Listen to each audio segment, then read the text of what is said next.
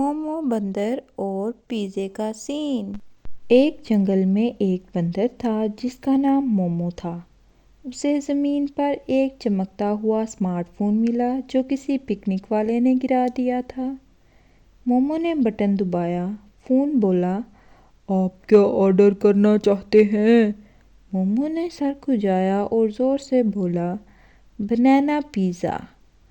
आवाज़ आई, order confirm हो गया।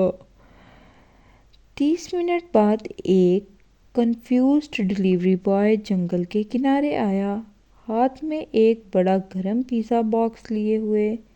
मोमो ने बॉक्स खोला। अंदर था सिर्फ एक चीज़ी पिज़्ज़ा जिसके बीच में एक ही बनाना पड़ा था। मोमो चीखा, बस एक बनाना? डिलीवरी बॉय बोला, सर कोई आम बंदा बनाना पिज़्ज़ा ऑर्डर नहीं। फिर भी एक बाइट लिया और क्या पता चला, बहुत मज़ेदार। धीरे धीरे सारे जानवर आ गए।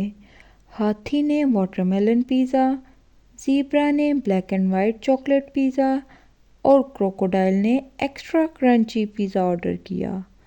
उस दिन से जंगल में 24 आवर्स वाइल्ड पिज़्ज़ा शॉप चलने लगी। डिलीवरी वाले हमेशा कंफ्यूज्ड और जानवर हमेशा भूखे। और मोमो वो बन गया पिज़्ज़ा किंग ऑफ जंगल, सिर्फ बनाना